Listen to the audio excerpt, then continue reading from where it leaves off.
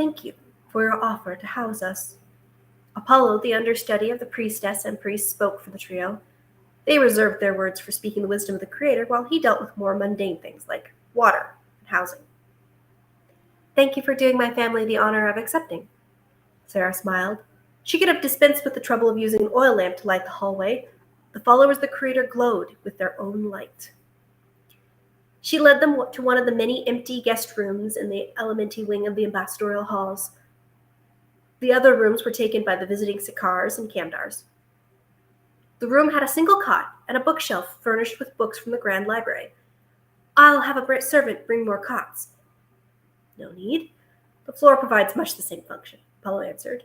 Sarah shook her head. "I would never have it said that I made the followers of the Creator sleep on the floor." "Well, if it makes you feel better, we will accept."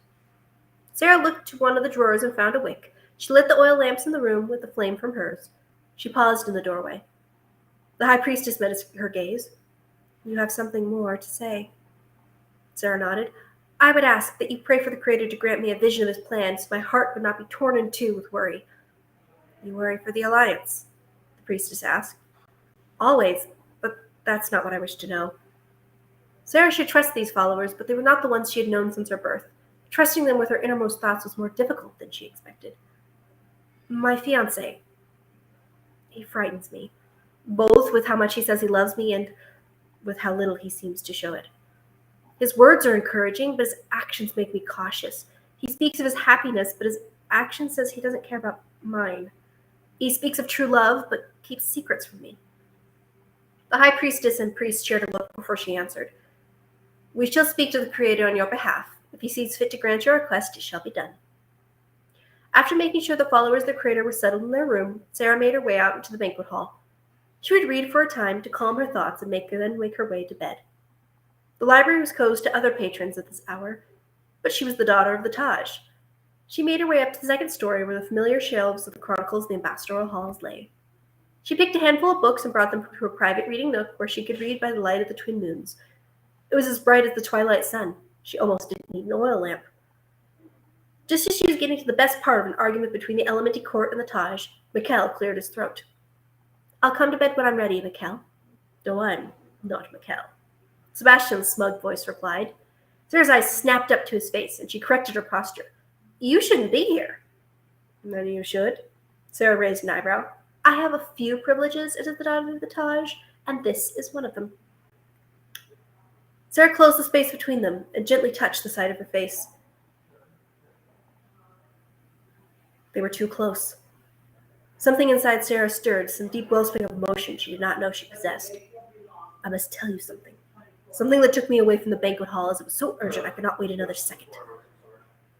Sebastian measured his words carefully. "You know, when Rosabella died, I thought I had lost my one chance at true love. When I met you, I knew that I had found true love once again. When your father agreed to arrange our marriage, I knew I would have happiness once again." A moment passed between them as Sihara drew a hesitant breath. "I realize I have not assured you of my commitment." Sebastian knelt and pulled the chain with his wedding rings off his neck. The rings were made of copper, one with a thick band, while the other was tiny with light blue gems. Rosabella's wedding ring. Sebastian put the tiny ring in her palm. "This belonged to my family for 7 generations and is my most precious possession. I would not want you to think that you did not love me as much as I love you. I want to hear you say you want to marry me." But she didn't want to marry him. She didn't love him. She didn't have a choice. Sebastian's face creased with worry. "Please, I beg of you, Sihara, do not refuse me my last chance at happiness. I cannot imagine a future without you in it." "Sikar Sebastian, I must speak with you now." A servant came running breathlessly to the library. Nichole followed the servant and glared at Sebastian. "My sincere apologies for allowing him to interrupt your meditation, Taja." So Sebastian had eluded Nichole's detection. Perhaps he knows a secret passageway into the library? The servant looked between the trio. I know this is a bad time. The problem cannot wait." "Bad time? You think this is a bad time, Ned?" Sebastian stalked towards the man with a murderous scowl on his face. "You have redefined the meaning of the words. Bad time." I know, sir. I tried to reschedule the conflict, but they would not be moved."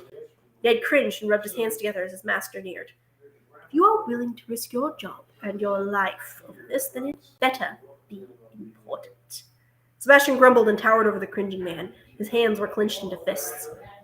Ned straightened and whispered into Sebastian's ear. He recoiled away from Sebastian, half expecting a beating. Sarah watched the interaction with growing dread. Ned had to have received a beating in the past to act that way. Oh, how am I supposed to make him a better man? What? Creases formed on Sebastian's head. What's going on? How can I help? Sarah asked, putting aside her inner turmoil for a moment.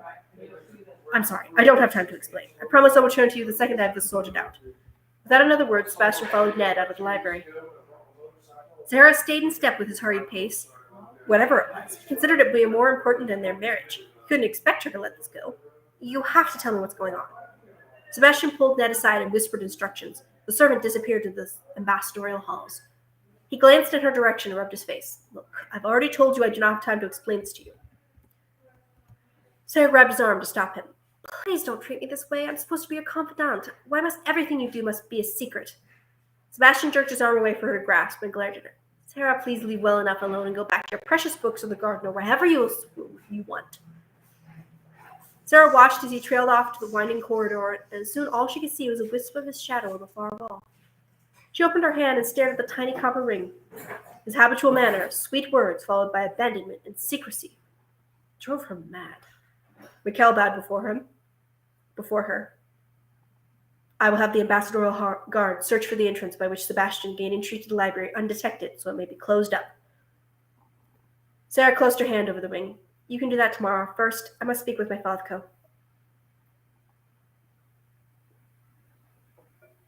First, she visited the banquet hall while the soiree was winding down. Caspar told her Fatco and the Lord Ambassador had been called away on urgent business. Sarah made her way to his study. She'd wait for him to finish. He had left his door ajar, a clear invitation for anyone to step in. Well, that was a whole lot of noise for nothing. No need to pull us away from the soiree. The sound of Kern's familiar voice stopped her. Have your contacts informed you about Lord Byron's betrayal? Indeed, her Fatco replied. The fatigue in his voice made her remember he had bigger problems to deal with than her frustrations with her fiancé. She saw Kern through the half-open door, open a side cabinet, pull out a bottle of bur. So that's where they kept it. You're lucky that you have a son to continue your work. Paper rustled as Tarek put away his books.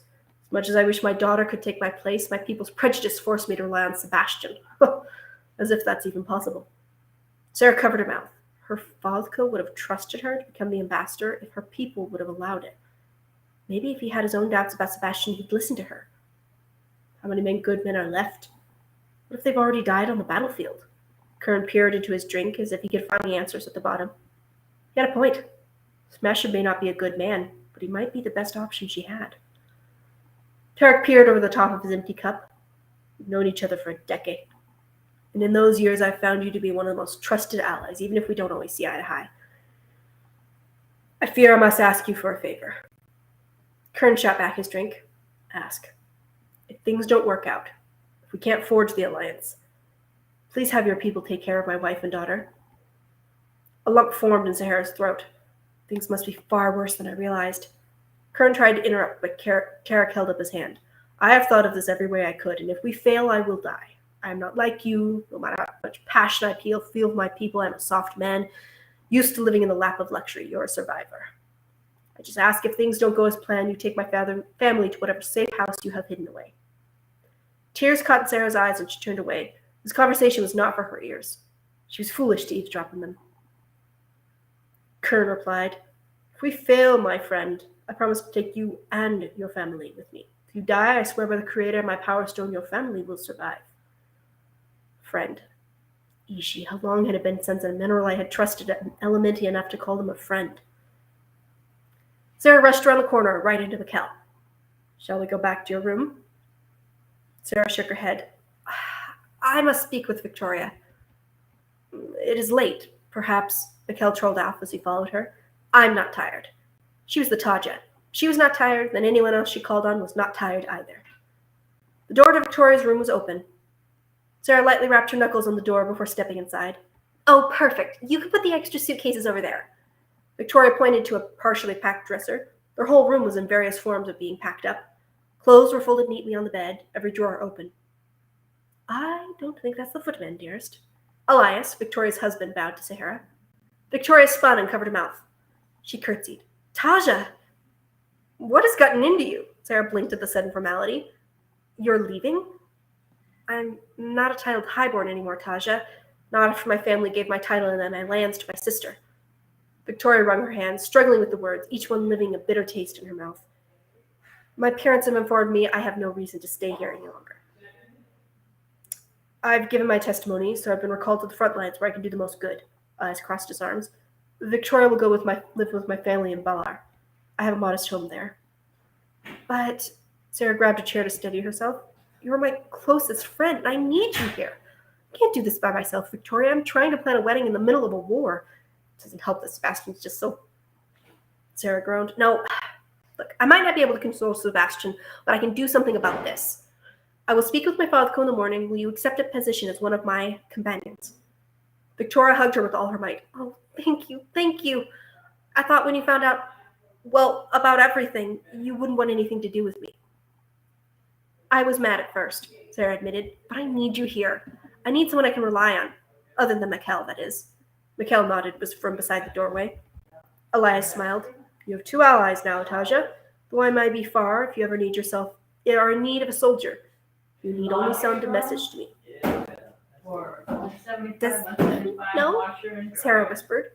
That my lovely wife is a nosy busybody who passes on what she hears to your father, Elias said with a smirk and wiggled his eyebrows at Victoria. Victoria gaped at him and swatted him on the shoulder. I am not a busybody. Oh, you should tell her about how we met, Elias chuckled, tucking a stray strand of hair behind Victoria's ear. Perhaps another time. Victoria cleared her throat, a bright blush rising to her cheeks. You came here for a reason, other than offering me a position in your inner court? Sarah showed her the copper ring. This is the problem. Victoria gasped. Oh, it's beautiful. Did Sebastian give you that? Sebastian gave it to me and then asked me to tell him I wanted to marry him right before he rushed off to take care of something he said was more important.